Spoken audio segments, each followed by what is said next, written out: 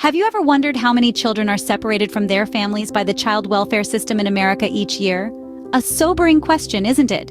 Each year, hundreds of thousands of children enter the child welfare system. These are not mere numbers on a sheet, but real children with dreams, hopes, and fears of their own. These are children who have been abruptly uprooted from their homes and families. And what about the families left behind? The mothers, fathers, and grandparents whose homes are suddenly too quiet, too empty. The impact of such a separation is far-reaching, casting long shadows over both the children and their families. Consider this. The emotional trauma experienced by a child removed from their family is often compared to that of a soldier in war. The uncertainty, the fear, the feeling of being alone in a big, unfamiliar world. It's a heavy burden for a young heart to bear. And it's not just the immediate emotional impact that's concerning. Studies show that these early adverse experiences can have long-term effects on a child's mental and physical health, influencing their development and shaping their future. Meanwhile, parents and grandparents are left grappling with a whirlwind of emotions: guilt, anger, despair. The empty bedroom, the untouched toys, the silence, each a constant reminder of what they've lost. The emotional toll is immense, often leading to mental health issues and strained relationships. The numbers are staggering, aren't they? But what if we told you that this is just the tip of the iceberg? Numbers only tell a part of the story. The real impact is on the individuals and families involved. In our quest to understand the effects of the child welfare system, we turn to the documentary Take Care of Maya. This film chronicles the poignant journey of a little girl named Maya and her family's ongoing struggle with the child welfare system. Maya, a vibrant, playful child, was abruptly removed from her home due to allegations of neglect. For Maya's parents, the nightmare had just begun. The mother, who had always prioritized her children's well-being, found herself in a Kafkaesque world where she was perceived as the villain. The father, a hardworking man, was left helpless, unable to protect his daughter from the very system designed to ensure her safety. Then there were Maya's grandparents, who loved their granddaughter dearly. They too were pulled into the vortex of the child welfare system, battling red tape and bureaucratic indifference in their desperate quest to bring Maya home. The emotional toll on them was immense, their golden years overshadowed by a cloud of worry and despair. And at the heart of it all was Maya. Removed from everything familiar, she was thrust into a world of strangers. Her laughter ebbed away, replaced by a sadness that no child should have to bear. The damage inflicted upon her young psyche is immeasurable, a stark reminder of the human cost of the system's failures. Yet the most disturbing part of this saga is that Maya's story is far from unique. Thousands of children and families across America share a similar tale, their lives disrupted, their dreams shattered, their futures uncertain. What becomes of these children? What becomes of these families? And what becomes of our society when we allow such a system to continue unchecked? A heartbreaking story, isn't it? But Maya's story is not an isolated one. What about the parents and grandparents who lose their children and grandchildren to the system? This is a question that we must ponder upon. Let's delve into the emotional, psychological, and financial impact that these guardians undergo. This is not just a story of numbers and statistics. It's a story of human lives, of people like you and me, caught in a system that seems to have forgotten its purpose. Take, for example, the heart-wrenching case of Take Care of Maya. Here we see a family torn apart, a mother fighting against a system that seems to be stacked against her. The emotional toll is clear to see, the pain in her eyes, the desperation in her voice. It's a fight not just for her child, but for her very soul. And she is not alone. Across the nation, there are countless parents and grandparents living this nightmare. The emotional impact is profound. It's a wound that never quite heals, a constant ache of loss and longing. The psychological effect is just as damaging. The stress, the fear, the feelings of helplessness and despair. It's a burden that no one should have to bear. Let's not forget the financial impact.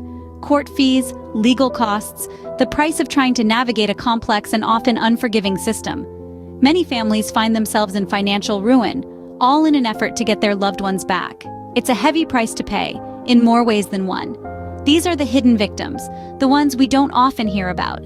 They're fighting a battle on multiple fronts, against a system that seems to be working against them. It's a fight that leaves scars, both seen and unseen. The pain and loss are unimaginable, but the impact doesn't stop there. Let's move forward to explore how this system also affects society at large. Did you know that the child welfare system can inadvertently lead to other societal issues? It's a question that might seem far-fetched at first, but let's delve deeper. Children who find themselves enmeshed in the child welfare system are alarmingly vulnerable. This vulnerability extends beyond the immediate emotional and psychological impact. It can lead them into dark corners of society, such as human trafficking and incarceration. In the United States, an estimated 60% of child trafficking victims have a history with Child Protective Services. This isn't a coincidence. These children, often isolated and desperate for stability, become easy targets for traffickers who exploit their vulnerability. Moreover, the path from foster care to prison is distressingly well-trodden. A study revealed that males in foster care are twice as likely to go to prison, and females are 2.5 times more likely to have a criminal conviction. And why is that? Well, the instability of bouncing from home to home, the lack of a consistent support system, and the emotional trauma from being separated from their families can make these children more susceptible to criminal behavior.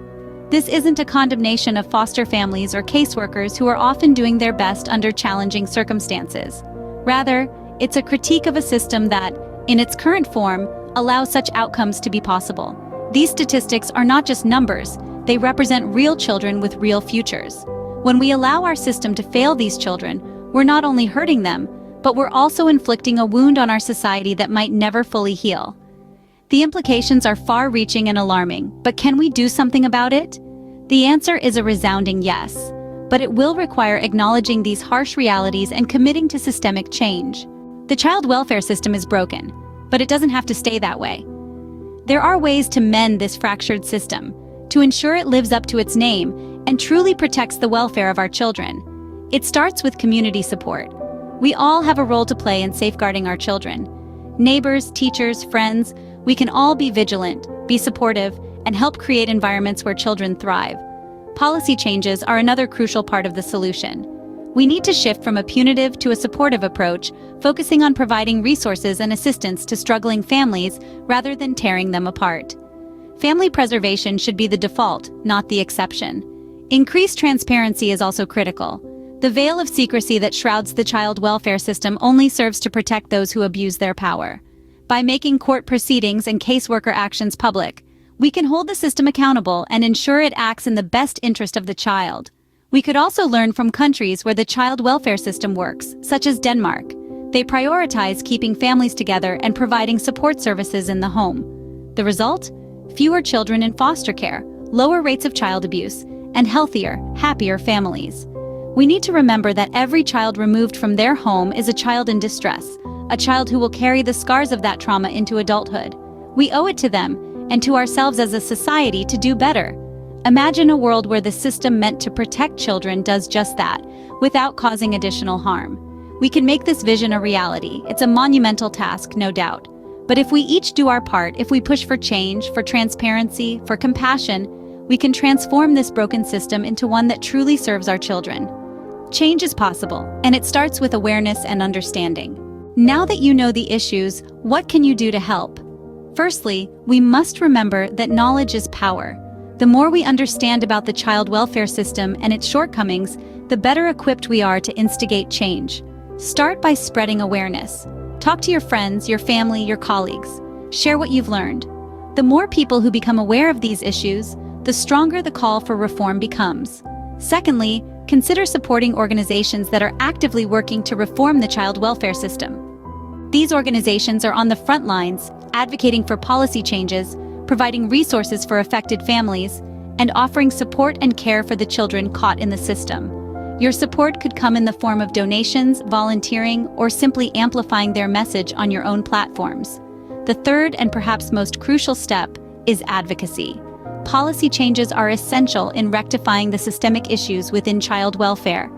Advocate for fair and balanced court proceedings for parents and grandparents. Push for accountability measures for caseworkers. Demand that the system prioritizes family preservation and reunification whenever possible. Remember, advocacy is not just about speaking up. It's about ensuring that your voice is heard by those with the power to make a difference. Think about Maya. Remember her story, her struggles, her pain. But don't stop at Maya. There are thousands of children like her, stuck in a system that often causes more harm than good. For them, the status quo is not an option. They need us to step up, to fight for them, to ensure a future where families are supported, not torn apart. It's a daunting task, no doubt, but it's also a necessary one. The child welfare system as it stands is failing, but it's not unfixable. With concerted efforts from us all, we can turn the tide. We can create a system that truly serves the best interests of the children it's meant to protect. Together, we can make a difference. For Maya, and for thousands of children like her. We've taken a deep dive into the child welfare system and its impact on families. We've uncovered the harrowing statistics, the unseen plight of countless families, and the hidden victims who suffer in silence. We've examined the dark side of the system, where caseworkers are infallible and parents are perpetually at fault. We've shared heartbreaking stories, like that of Maya, torn from her family, a scenario that plays out in homes across America every day. We've also explored the way forward, suggesting reforms that can bridge the gap between child safety and family unity. And we've issued a call to action urging everyone to lend their voices to this critical cause. This is not just about the thousands of families impacted. It's about our society as a whole. The burden of broken families weighs heavily on all of us, leading to a cycle of human trafficking, incarceration, and societal issues. But together, we can make a difference. We can advocate for change, for justice, and for the preservation of family ties. Thank you for joining us on this journey. Remember, your voice matters. Use it to make a change.